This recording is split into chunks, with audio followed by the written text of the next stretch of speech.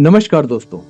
कुछ समय पहले ही कोऑपरेटिव इंडिया ने कोऑपरेटिव सोसाइटी और फार्मर प्रोड्यूसर ऑर्गेनाइजेशन यानी एफपीओ द्वारा नेफेड और एनसीसीएफ के साथ मिलकर बफर स्टॉक के लिए प्याज की खरीद, भंडारण और वितरण में की जा रही अनियमितताओं और उनसे जुड़ी मिलीभगत के बारे में आपको बताया था। हमने आपसे वादा किया था कि इससे जुड़ी जानकारी आगे और भी आपसे साझा करेंगे। उन वीडियो पर दर्शकों ने अपनी प्रतिक्रिया में कई चौंकाने वाले तथ्य कोऑपरेटिव इंडिया से साझा किए हैं, जिससे पता चलता है कि नेफेड और एनसीसीएफ अपनी एजेंसियों के साथ मिलकर सरकारी खजाने को करोड़ों रुपए की चपत लगा रहे हैं। केंद्रीय उपभोक्ता मामले के विभाग को जब प्याज की खरीद, भंडारण और वितरण में गड़बड़ी की शिकायत मिली तो एक केंद्रीय टीम ने महाराष्ट्र का दौरा किया था, जिसमें शिकायत सही पाई गई थी। जांच में गड़बड़ी पाए जाने पर उपभोक्ता मामलों के विभाग ने नेफेड और एनसीसीएफ के खिलाफ कड़ी कार्रवाई करते हुए प्याज के वास्तविक स्टॉक से अधिक धनराशि जारी करने से इनकार कर दिया। विभाग की इस कार्रवाई से दोनों केंद्रीय नोडल एजेंसियों में हड़कंप मचा हुआ है। उन्होंने इस तरह की कठोर कार्रवाई की कल्पना नहीं की थी।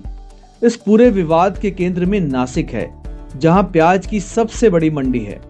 नासिक की स्थानीय मीडिया रिपोर्ट्स पर भरोसा करें तो केंद्रीय उपभोक्ता विभाग ने लगभग 100 करोड़ रुपए के भुगतान से इनकार कर दिया है, क्योंकि कागजों पर की गई खरीद फर्जी पाई गई। बफर स्टॉक के लिए की गई वास्तविक खरीद और कागजी खरीद में काफी अंतर था। प्याज की 100% खरीद पर 72% की रिकवरी का प्रावधान है। बाकी 28% भंडारण के दौरान सूखने और सड़ने में चला जाता है। फर्जीवाड़ा सामने आने के बाद दोनों नोडल एजेंसियों ने फिर से प्याज की खरीद कर स्टॉक पूरा करने का ड्रामा किया, मगर इस बार भी घपलेबाजी से बाज नहीं आए। इस बार उन्होंने वास्तविक खरीद और कागजी खरीद के बीच अंतर की पूरी खरीद करने यानी 100% की बजाय 72% ही खरीद कर डिलीवर कर दिया और सरकार से 100% का पैसा मांगा। यही है 28-72 का घोटाला। यह 72% भी किसानों की बजाय स्थानीय स्टॉकिस्ट से खरीदा गया, क्योंकि किसानों के पास प्याज को लंबे समय तक संरक्षित रखने का कोई साधन नहीं होता है।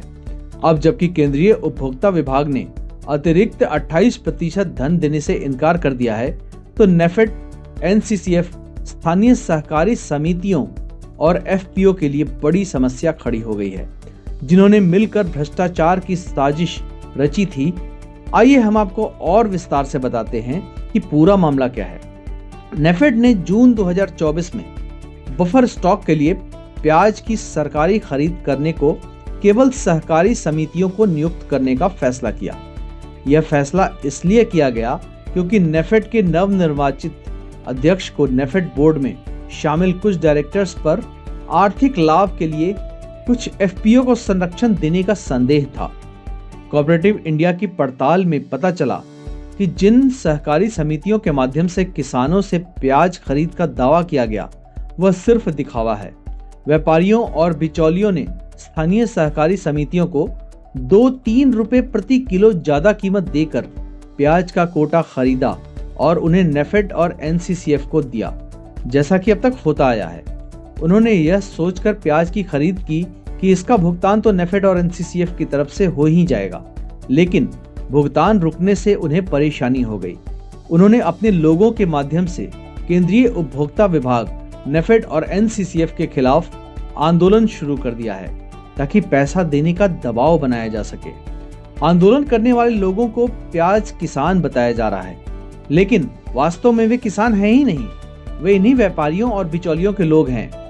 5 जनवरी को इन लोगों ने नासिक स्थित स्थानीय नेफेड कार्यालय में किसानों को पैसा जारी करने की मांग करते हुए हिंसक और उपद्रवी माहौल बना दिया। कोऑपरेटिव इंडिया को यह भी पता चला है कि जिन सहकारी समितियों और एफपीओ के माध्यम से कारोबारियों ने प्याज की खरीद की थी, उनके प्रतिनिधि हाल ही में दिल्ली आए थे और केंद्रीय खाद्य, सार्वजनिक वितरण और उपभोक्ता मामलों के मंत्री प्रहलाद जोशी और केंद्रीय कृषि और किसान कल्याण मंत्री शिवराज सिंह चौहान से मुलाकात कर रोके गए फंड को तुरंत जारी करने की मांग की थी। मगर उन्हें खाली हाथ लौटना पड़ा। नेफेड और एनसीसीएफ की ओर से केंद्रीय उपभोक्ता विभाग को जो भी दलील दी जा रही है, लेकिन कुछ ऐसे सवाल हैं जिनका जवाब दिया जाना अभी भी बाकी है।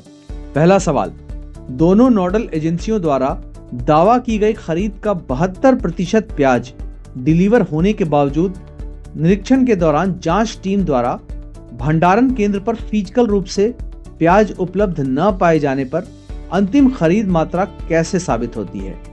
दूसरा सवाल यह है कि दोनों एजेंसियों के दावे की पुष्टि के लिए सीसीटीवी फुटेज पर भरोसा क्यों नहीं किया गया। कोऑपरेटिव इंडिया का तीसरा सवाल यह है कि ए ग्रेड का प्याज जिसका आकार 45 mm या इससे अधिक होता है, उसका आकार डिलीवरी के समय घटकर सामान्य प्याज जिसका आकार 20 से 25 mm का होता है की सीमा में क्यों और कैसे हो गया। चौथा सवाल, यदि डिलीवर की गई मात्रा ए ग्रेड की थी तो उसे 3 से 5 रुपए प्रति किलो का भाव कैसे मिला। साथ ही सड़े हुए प्याज बिक्री केंद्रों तक कैसे और क्यों पहुंचे। पांचवा सवाल, यदि किसानों द्वारा खरीदी गई मात्रा वास्तविक थी तो स्टॉक कहां गायब हो गया।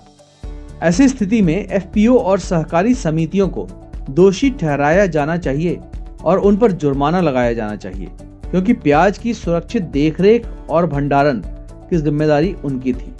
फिर निरीक्षण किए गए स्टॉक से अधिक राशि जारी करने के लिए केंद्रीय उपभोक्ता विभाग पर दबाव क्यों डाला जा रहा है। छठा सवाल यह है कि यदि नेफेड अपने कारोबार के हिस्से के रूप में एफपीओ के गठन को बढ़ावा दे सकता है और उन्हें अन्य व्यवसायों में भी शामिल कर सकता है, तो प्याज की खरीद का ठेका केवल सहकारी समितियों को ही क्यों दिया गया।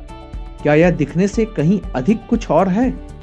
इन सवालों का जवाब जब तक नहीं मिल जाता, कोऑपरेटिव इंडिया की पड़ताल जारी रहेगी और प्याज घोटाले से जुड़े खुलासे होते रहेंगे।